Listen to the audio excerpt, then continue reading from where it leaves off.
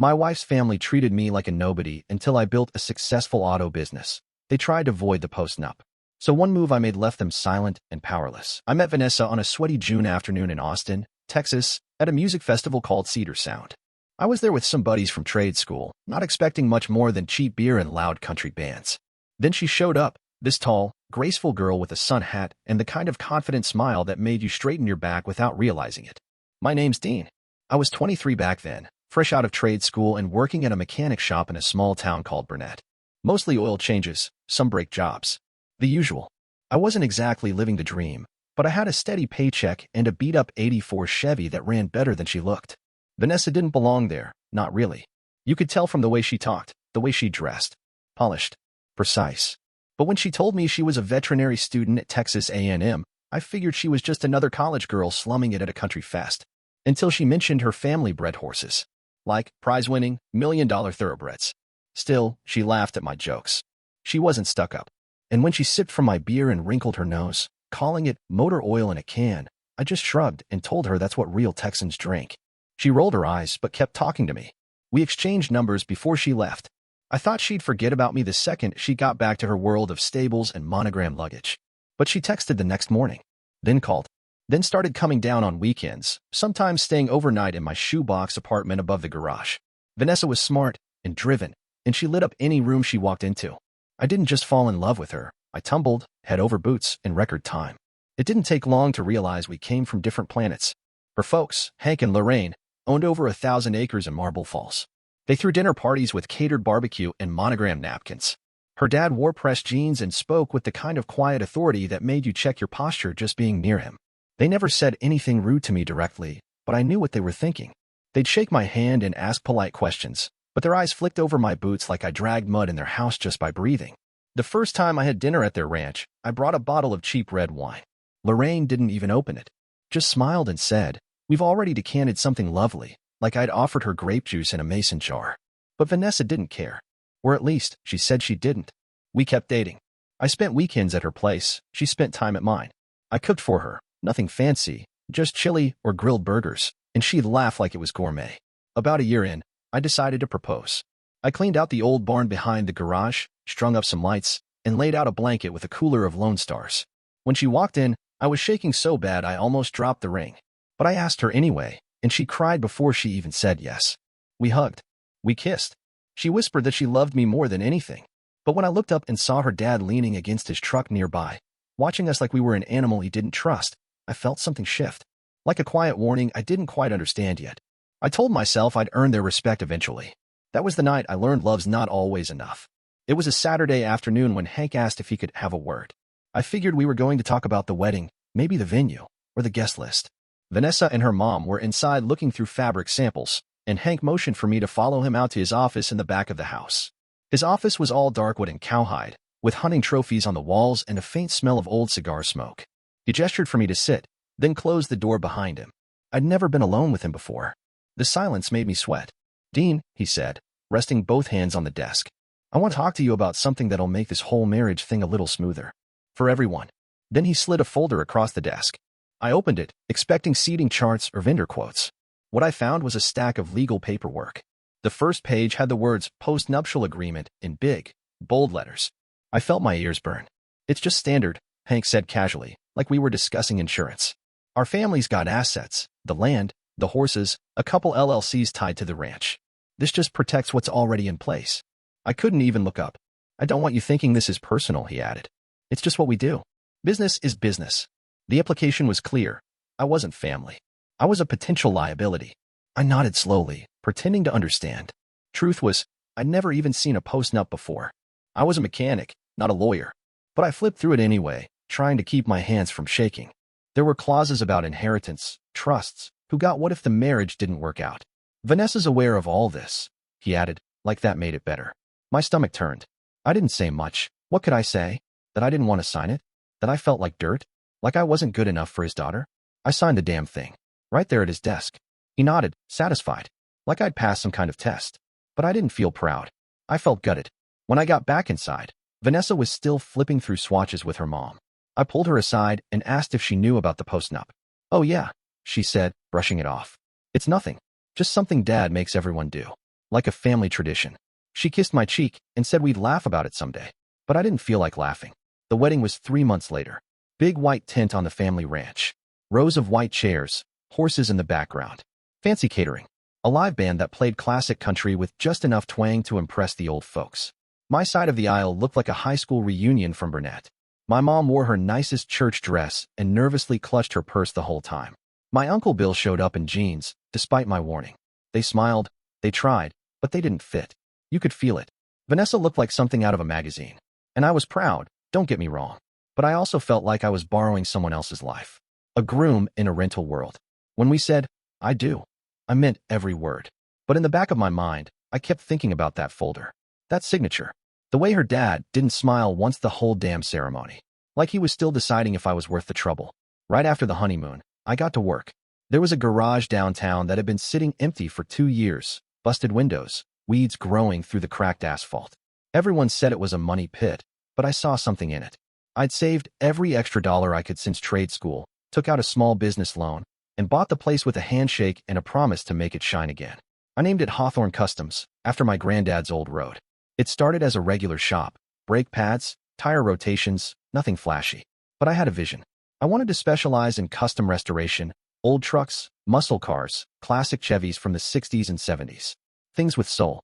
While Vanessa was treating horses and race dogs and whatever other high-end animals needed vet care, I was working 12-hour days in a sweat-soaked shop with no AC.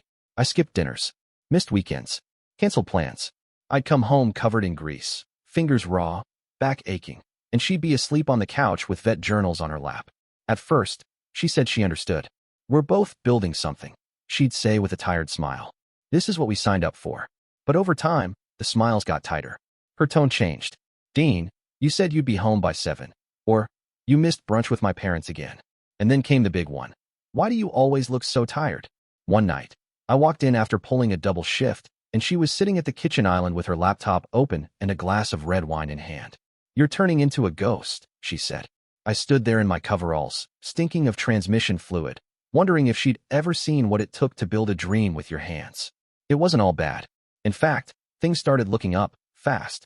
A guy brought in a 1979 Ford F-150 that used to win show competitions back in the day. His grandfather had passed, and the truck had sat in a barn for years. We took it apart, piece by piece, rebuilt the engine, sandblasted the frame, installed a new suspension, custom paint job, stitched leather interior. The works. We posted the before and after pictures online. The thing went viral. Local news picked it up. A week later, I had a waiting list. I hired 2 guys from the trade school I graduated from, and one of my cousins who'd been working the oil fields. The shop stayed busy. I reinvested every penny, bought a lot across the street, and started flipping old trucks into weekend cruisers. Built a little sales office, hired a part-time bookkeeper, started calling it the compound, just for fun. You'd think people would have noticed.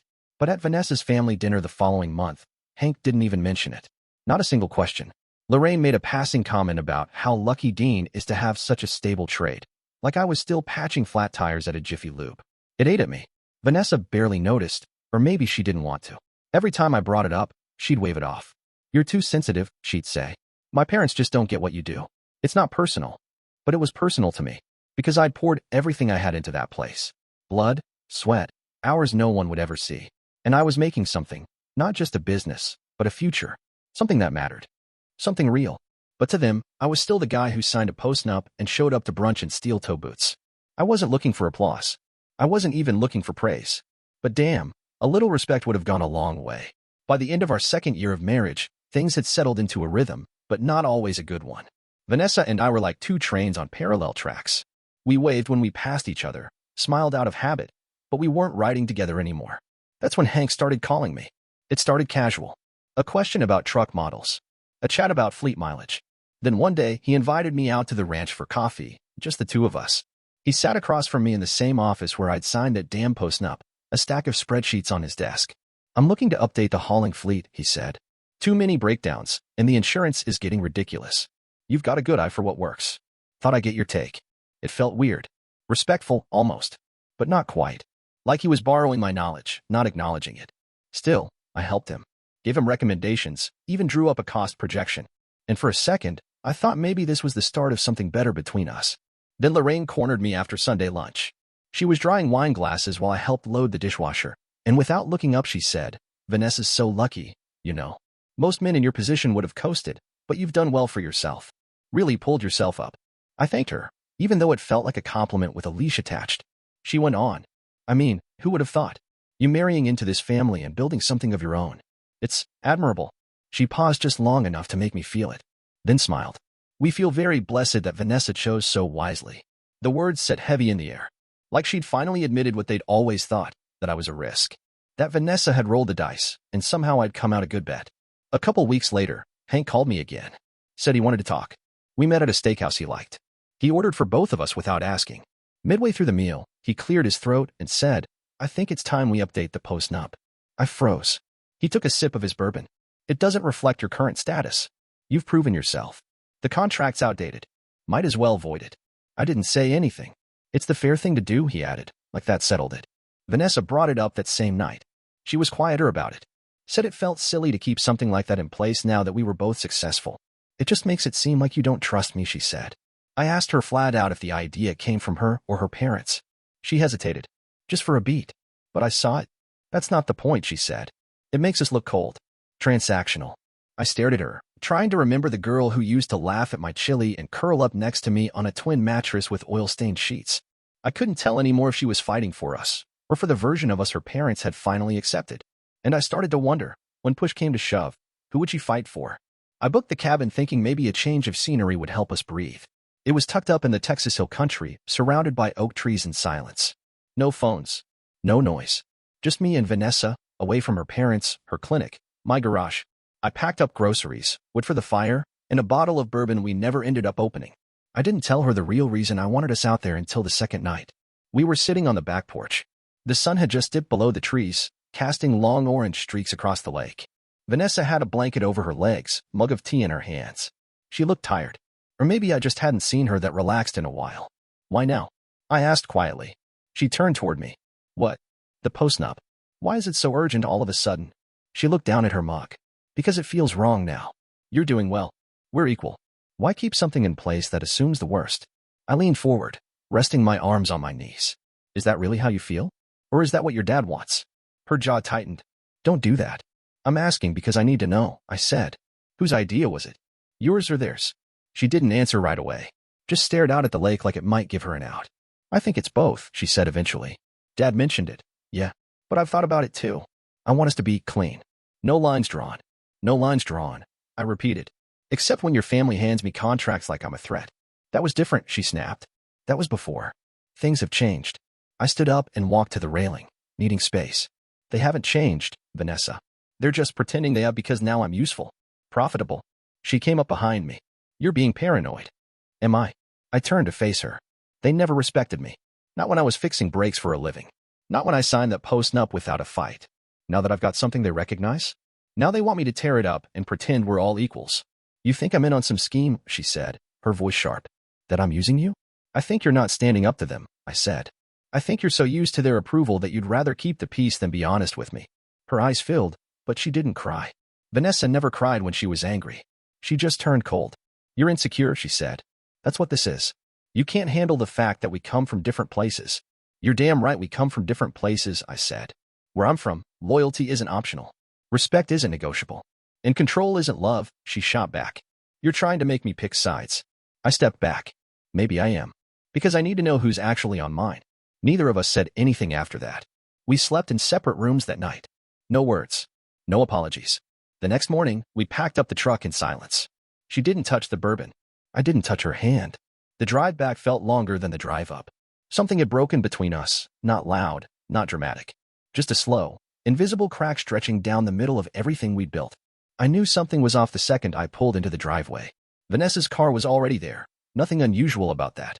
But then I spotted her dad's truck, her mom's Mercedes, and parked behind them, the black SUV her brother Grant drove down from Dallas once every few months, usually when someone needed a lawyer or a favor. I stepped inside, boots heavy with mud and instinct. They were all sitting in the living room like it was some kind of family summit. Vanessa on the couch, eyes red. Lorraine perched on the edge of an armchair with a folder on her lap. Hank leaning forward with his elbows on his knees. Grant standing with his arms crossed, like he was ready to present evidence. No one said a word for a beat. Then Hank spoke. "We need to talk." I didn't sit. "Yeah, I figured." Vanessa looked at me, but not directly. More like she was looking through me.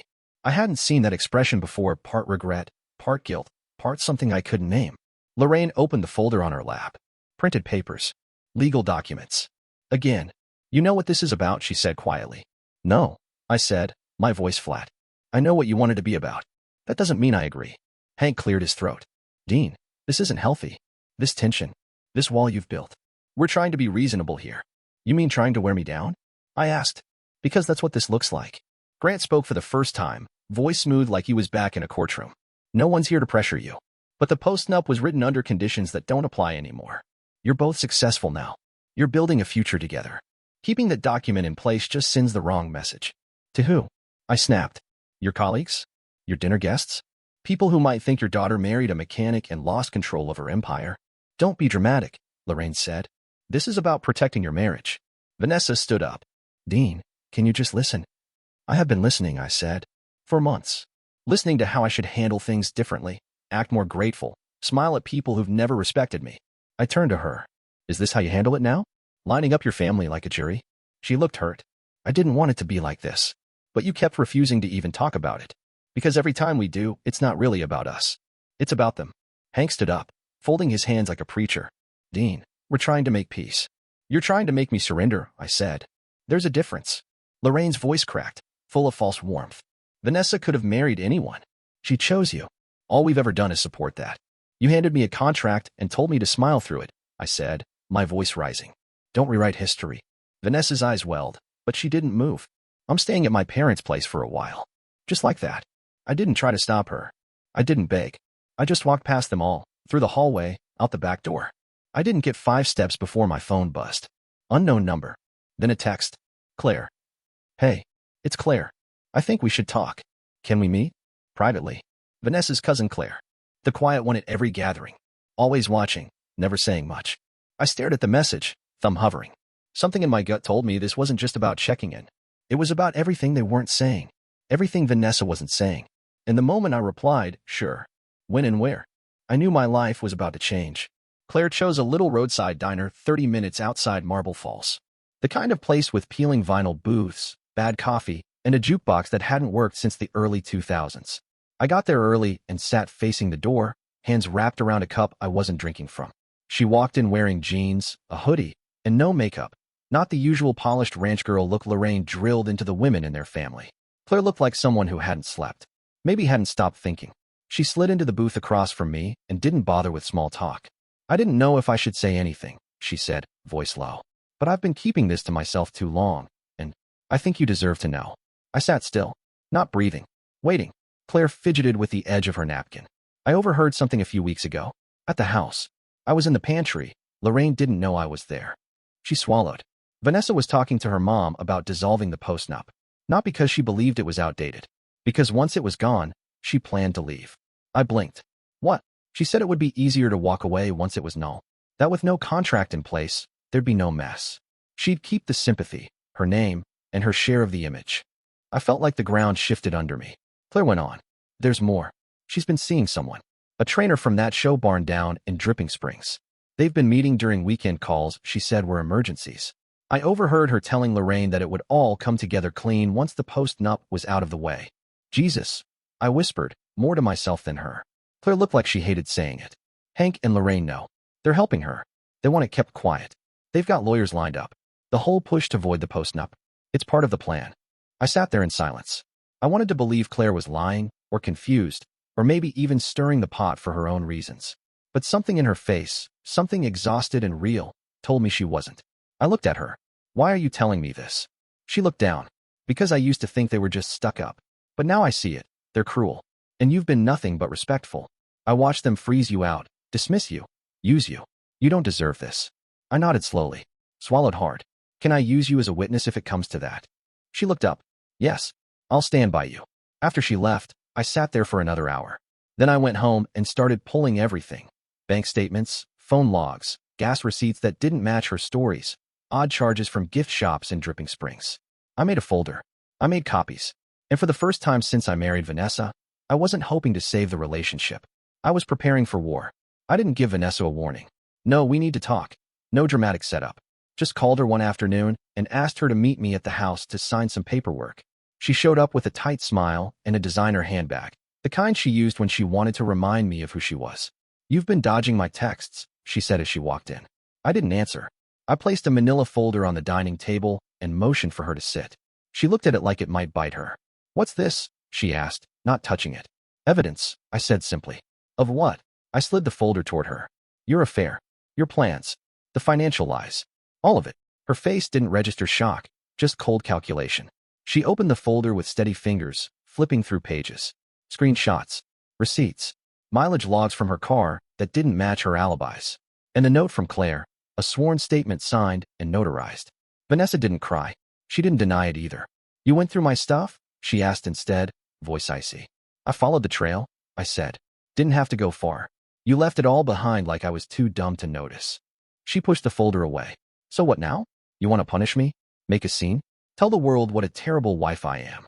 "No," I said, pulling a second folder from my jacket. "I want a clean divorce. And I want it fast." She scoffed. "You think you're going to get everything?" I leaned forward. "I don't think anything. I know. Because I'm invoking the POSTNUP." That got her. Her face dropped, not into sadness, but into fury. "You son of a bitch," she hissed. "Funny," I said. "I was thinking the same thing about you." She stood up, snatching her purse. "My parents will destroy you. You have no idea who you're messing with." "I know exactly who I've been dealing with," I said. "The people who treated me like a stray mutt they tolerated for their daughter's sake. Who used me. Who tried to bait me into voiding the one document that could protect me." "I don't need your protection," she snapped. "No," I said, "but I needed mine." A week later, she lawyered up, with someone her brother Grant referred, of course. They tried to drag things out.